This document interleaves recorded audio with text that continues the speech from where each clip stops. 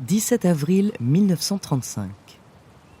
Au sommet du mont Myodu, dans les lointaines montagnes de Corée, l'aube commence à peine à baigner la terre de sa lumière d'ambre. La brise caresse le feuillage des chênes et des pins centenaires. Seul le chant des oiseaux et le murmure d'une rivière en contrebas viennent briser le silence alentour. Il fait doux en ce début de printemps et l'air semble plein de cette sérénité qu'apportent les grands espaces naturels. Mais au milieu de ce décor sacré, un pas humain se fait soudain entendre. C'est un garçon de 15 ans qui gravit péniblement la pente. Ses pieds nus foulent indifféremment les bouquets d'orchidées et les roches coupantes, laissant derrière lui une légère traînée de sang. Ses cheveux bruns ébouriffés s'agitent au gré du vent. Il a le visage bouffi par une nuit de marche et de prière. Sur ses joues, les larmes ont tracé 2 petits sillons rouges. Il vient de perdre 2 frères et sœurs, et sa douleur l'a poussé à monter jusqu'au sommet de la montagne où il espère trouver la paix, un instant de méditation, de deuil.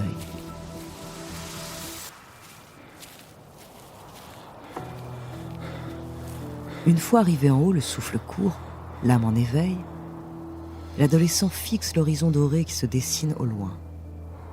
Mais tandis que les premiers rayons du soleil l'effleurent, un frisson de terreur l'envahit soudain tout entier. Une présence invisible est en train de descendre sur lui. Quelque chose de grand, d'implacable, d'infiniment puissant. Tous ses membres s'engourdissent alors, comme pris dans la glace. Son esprit, agité d'une panique absolue, se pétrifie peu à peu. Il voudrait courir, s'enfuir à travers les arbres, mais plus rien ne répond, ni son corps, ni ses pensées. Et le visage baigné de lumière, il entend alors une voix résonner dans sa tête. Dieu est profondément affligé par la souffrance humaine. Tu dois accepter une mission et accomplir sur terre l'œuvre du ciel. Ce matin d'avril 1935, ce jeune Coréen reçoit la révélation de Jésus-Christ. Du moins, c'est ce qu'il racontera à ses fidèles. Car dans les années qui vont suivre, il va devenir le leader de ce que beaucoup considèrent comme l'une des sectes les plus influentes au monde.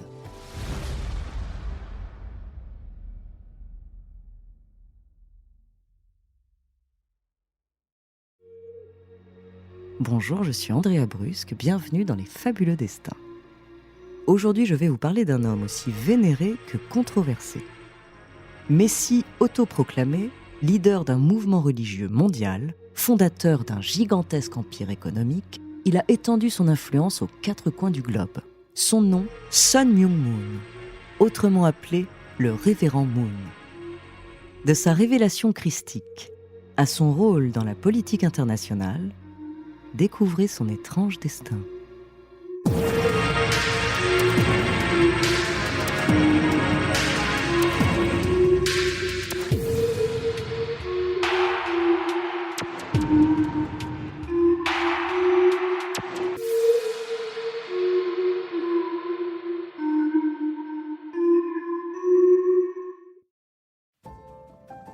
Sun Myung-moon naît en 1920 dans le nord de la Corée, occupé à l'époque par les Japonais.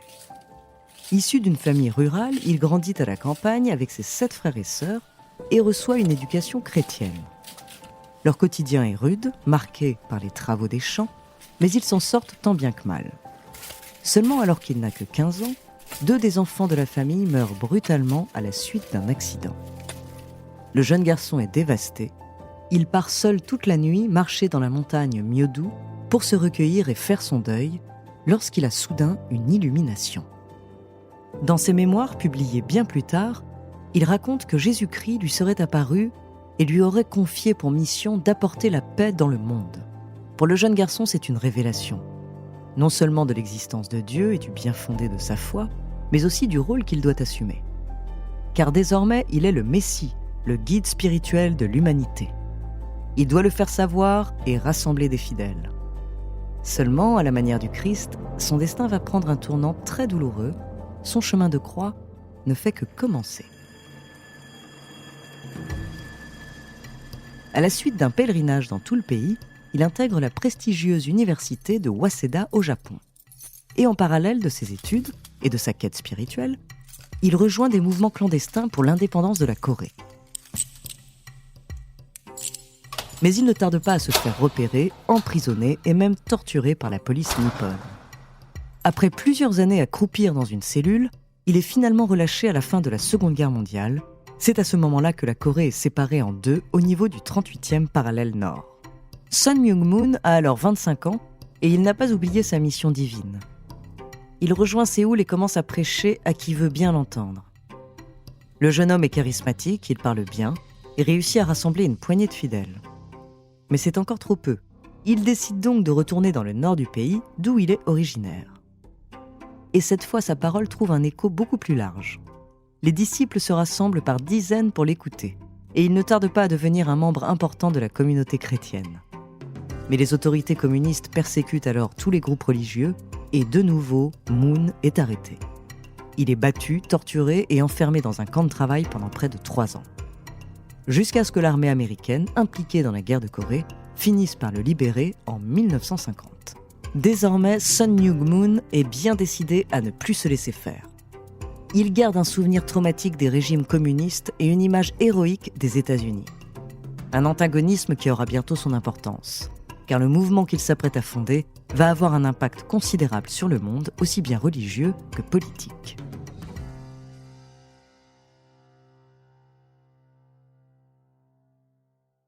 Avant de continuer cet épisode, nous voulions vous remercier pour votre écoute. Si vous voulez continuer à nous soutenir, abonnez-vous à la chaîne Bababam Plus sur Apple Podcast. Cela vous permettra une écoute sans interruption. Ou bien écoutez ce message de notre partenaire sans qui ce podcast ne pourrait exister. On se retrouve tout de suite après.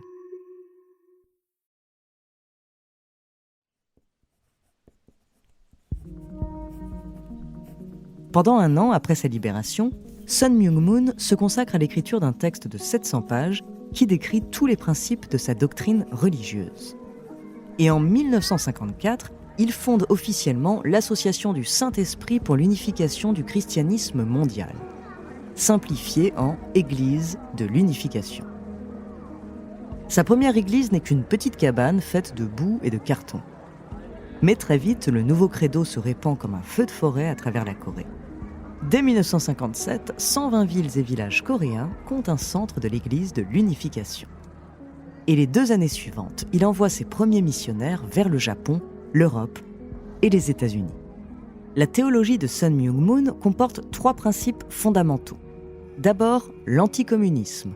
Ensuite, le caractère sacré de l'union homme-femme, dont il est le symbole puisqu'il se considère avec son épouse comme la réincarnation d'Adam et Ève. Et enfin, la venue imminente d'une 3e guerre mondiale, sorte de réinterprétation de l'Apocalypse biblique. Durant les années 60, de nombreuses communautés se revendiquant de l'Église de l'unification naissent un peu partout dans le monde.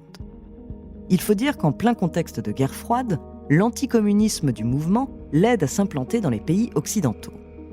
Moon entreprend alors 2 tours du monde au cours duquel il prononce des discours dans plus de 50 États. Au début des années 70, il décide même de s'installer aux États-Unis, où l'Église de l'unification connaît un succès retentissant et compte plusieurs centaines de milliers de fidèles. Today, June 7th, 1975, is the day of new historical declaration, both for me and for God. Moon est maintenant un homme puissant, un 2e pape, pour ainsi dire.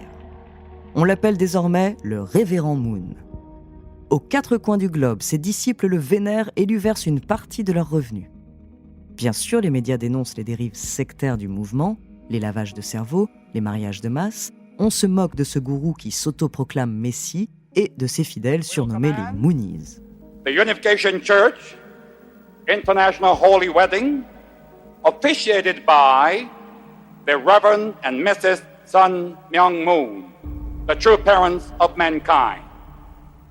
This wedding ceremony is held. Mais les méthodes de l'Église de l'unification sont peu connues, ses actions sont discrètes.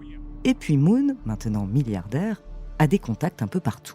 Il soutient le président américain Richard Nixon en plein scandale du Watergate et d'autres chefs d'État conservateurs. À la fin des années 80, en France, l'Église de l'unification participe au financement du Front National, par exemple, et sert d'intermédiaire à Jean-Marie Le Pen durant ses déplacements internationaux.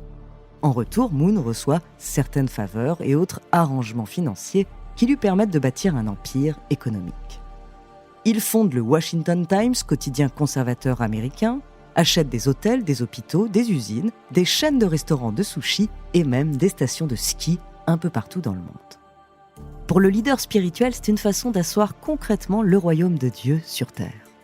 Mais on peut douter de son honnêteté quand certains de ses fidèles en viennent à faire l'aumône pour payer leur dû à la communauté. Reverend Mrs. Moon, we are very, very delighted to welcome you in the very first minutes of your visit to Moscow. We Soviet journalists fondly recall meeting you in Seoul and in Washington as well. Pendant les années 90 et 2000, Moon multiplie les conférences à travers le globe sur la paix universelle et l'avènement du christianisme. Beaucoup le considèrent comme un acteur important de la fin de la guerre froide et l'un des piliers du pacifisme dans le monde. Mais derrière cette noble façade, d'autres voient le gourou de l'une des sectes les plus influentes de l'histoire. En 2012, Sun Myung-moon s'éteint à l'âge de 92 ans dans l'un des hôpitaux coréens dont il est le propriétaire. Depuis, c'est son épouse et ses 14 enfants qui gèrent son empire économique et religieux. Plus active que jamais, l'Église de l'Unification compterait aujourd'hui près de 3 millions d'adeptes dans 194 pays. Merci d'avoir écouté cet épisode des Fabuleux Destins, écrit par Élie Oliven, réalisé par Antoine Berry-Roger. Dans le prochain épisode, je vous parlerai d'une autre organisation religieuse controversée. En attendant, si cet épisode vous a plu, n'hésitez pas à laisser des commentaires et des étoiles sur vos applis de podcast préférés.